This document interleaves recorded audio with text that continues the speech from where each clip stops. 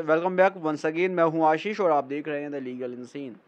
आज के इस पर्टिकुलर वीडियो में बात करेंगे कलकत्ता हाई कोर्ट के एक ऐसे जजमेंट के बारे में जिसमें कलकत्ता हाई कोर्ट ने ये बताया कि क्या वाइफ से जो कामकाजी है, जो पढ़ी लिखी है, जो कमा रही है, अर्निंग कर रही है, क्या उससे घर के खर्चों में कंट्रीब्यूशन मांगना और उसको ईएमआई पे करने के लिए बोलना, क्या ऐसा करना उस पर क्रूरता है? इसको हम आज बेसिकली डिटेल में समझने वाले हैं। So stay tuned throughout the video so that you could have a very better perspective over the situation. Over the time जैसे जैसे 498A के केसेस बढ़ते गए, 498A के केस में क्रुएलिटी की डेफिनेशन पर काफ़ी ज़्यादा जोर दिया गया और हाई कोर्ट्स ने, सुप्रीम कोर्ट्स ने अपने जजमेंट्स में भी बताया कि कब हम कहेंगे कि क्रुएलिटी हुई है और कब क्रुएलिटी नहीं हुई है। साथ ही साथ कुछ प्रिंसिपल्स भी सेट किए, जैसे कि पत्नी को बताना पड़ेगा कि स्पेसिफिकली उसके साथ किस व्यक्ति ने क्रूरता की है, किस जगह पर की है, किस समय की है। ये सारी चीज़ें जो है पत्नी को बताना पड़ता है अगर उसके साथ क्रुएलिटी हुई है। ये सब चीज़ें जो है उसको प्रूव करना पड़ता है। सिर्फ फेक एलिगेशन लगाकर या जनरल टाइप का एलिगेशन लगाकर क्रुएलिटी के आधार पर 498A में, या जो अब ये नया कानून आ गया है भारतीय न्याय संहिता, इसके सेक्शन 85 और 86 में कोई भी क्रुएलिटी का केस पत्नी फाइल नहीं कर सकती है। कुछ प्रिंसिपल्स हाई कोर्ट ने और सुप्रीम कोर्ट ने सेट किया हुआ है, उसको जो है मीटअप करना पड़ेगा। साथ ही साथ जो डेफिनेशन है क्रुएलिटी की, उसको भी मीटअप करना पड़ेगा। डेफिनेशन क्या है? डेफिनेशन ये है कि पति ने या पति के घर वालों ने कुछ ऐसा एक्ट किया जिससे पत्नी सुसाइड करने के लिए मजबूर हो जाए, या पत्नी को कुछ ग्रीवियस इंजरी हो जाए, उसकी लाइफ को थ्रेट हो जाए, या उसको ग्रीवियस इंजरी हो जाए, चोट लग जाए उसको, उसकी बॉडी को नुकसान पहुँचे, या उसके मेंटल फिजिकल हेल्थ को नुकसान पहुँचे। तो ये सारी चीज़ें जो है बेसिकली क्रुएलिटी के डेफिनेशन में आती है। साथ ही साथ अगर उसको दहेज के लिए प्रताड़ित किया जा रहा है, दहेज लाने के लिए प्रताड़ित किया जा रहा है, या दहेज नहीं लाई है इसलिए प्रताड़ित किया जा रहा है, तो ये सारी चीज़ें जो हैं क्रुएलिटी के डेफिनेशन में आता है।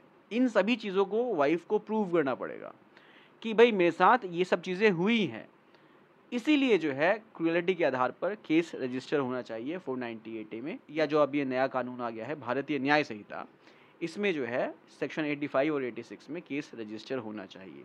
तो बेसिकली जब ये सारी चीज़ें पत्नी की कंप्लेंट में होती है और साथ ही साथ जो हाई कोर्ट ने और सुप्रीम कोर्ट ने गाइडलाइंस दे रखी हैं कि भाई स्पेसिफिक एलिगेशन होना चाहिए, आपको समय बताना पड़ेगा, स्पष्ट तरीके से स्थान बताना पड़ेगा, किस जगह पर हुआ है आपके साथ क्रुएलिटी, किस व्यक्ति ने क्रुएलिटी की है, किस तरह से क्रुएलिटी की है। ये सभी चीज़ें जब कंप्लेंट में पत्नी बताएगी तभी जो है 498 का केस रजिस्टर होगा, अदरवाइज रजिस्टर्ड नहीं होगा। रजिस्टर अगर हो जाता है तब क्या करना है? तब यहाँ पर हाई कोर्ट के पास पावर है सीआरपीसी के सेक्शन 482 में, या अब जो नया कानून आ गया है भारतीय नागरिक सुरक्षा संहिता, इसके सेक्शन 528 में हाई कोर्ट के पास पावर है कि हाई कोर्ट उस कंप्लेंट को क्वैश कर सकता है।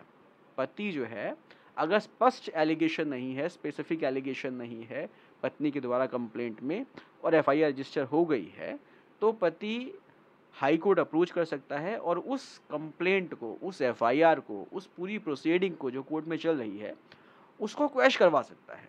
सो बेसिकली अब यहाँ पर आपको क्लियर हो गया कि एफआईआर रजिस्टर करने के लिए किन चीज़ों का होना ज़रूरी है। अगर ये चीज़ें नहीं हैं तो फिर एफआईआर को क्वैश करवा सकते हैं। अब इसके बाद हम एक नई चीज़ समझते हैं जो कलकत्ता हाई कोर्ट ने हमको समझाया। कलकत्ता हाई कोर्ट ने कहा कि क्या पत्नी को ईएमआई पे करने के लिए बोलना, क्या पत्नी को घर के खर्चों में कंट्रीब्यूट करने के लिए बोलना क्रुएलिटी है? स्पेसिफिकली तब जब वो कामकाजी है, पढ़ी लिखी है, कमा रही है, उसकी अच्छी खासी अर्निंग्स हैं। तो क्या इस पर्टिकुलर सिचुएशन में अगर पति पत्नी से कहता है कि भाई आप भी घर के खर्चों में कंट्रीब्यूट करो, जो घर हम दोनों ने मिलके खरीदा है उसकी ईएमआई भी साथ में दो, तो क्या ऐसा कहना वाइफ के ऊपर क्रुएलिटी है? इसको कलकत्ता हाई कोर्ट ने यहाँ पर क्लियर किया। इस पर्टिकुलर केस में, जिसका लिंक मैं आपको डिस्क्रिप्शन में दे दूंगा, आप उसको जाकर पढ़ सकते हो। इस पर्टिकुलर केस में हाई कोर्ट ने कहा कि जो डेफिनेशन है क्रुएलिटी की, पहले उसको समझना चाहिए। साथ ही साथ ये भी देखना चाहिए कि पत्नी ने कोई स्पेसिफिक एलिगेशन लगाया है या नहीं लगाया है। पत्नी ने जिसके खिलाफ एलिगेशन लगाया है उस व्यक्ति ने उसके साथ कब क्रुएलिटी की है, कहाँ पर क्रुएलिटी की है, क्या ये सभी चीज़ें पत्नी ने बताई हैं या नहीं बताई हैं, या सिर्फ एक जनरल सी कंप्लेंट देकर एफआईआर को रजिस्टर करवा दिया है। इन सभी चीज़ों को देखना ज़रूरी है। कलकत्ता हाई कोर्ट के पास जब ये केस आया, तो कोर्ट ने देखा कि भाई जो यहाँ पर एलिगेशंस लगे थे, आरोप लगे थे, वो स्पेसिफिक नेचर के नहीं थे। पत्नी ने अपनी कंप्लेंट में ये बताया ही नहीं कि किस व्यक्ति ने कहाँ पर उसके साथ क्रूएलिटी की, किस तरह से क्रूएलिटी की, किस समय क्रूएलिटी की। पत्नी ने स्पेसिफिकली कुछ नहीं बताया था, सिर्फ एक जनरल एलिगेशन लगाया था कि मेरे साथ क्रूएलिटी हुई है।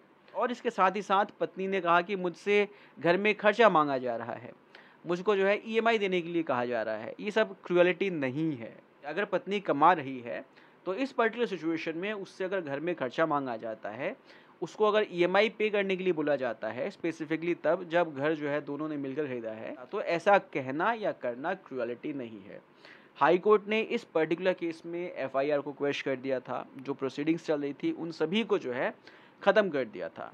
सो बेसिकली अब यहाँ पर आपको क्लियर हो गया कि क्रूएलिटी कब होती है 498 के केस में और कब नहीं होती है। और घर में अगर पत्नी कामकाजी है, पढ़ी लिखी है, अर्निंग कर रही है, तो उससे ईएमआई देने के लिए बोलना या घर में खर्चे पर कंट्रीब्यूट करने के लिए बोलना, ये क्रूएलिटी कहीं से भी नहीं है।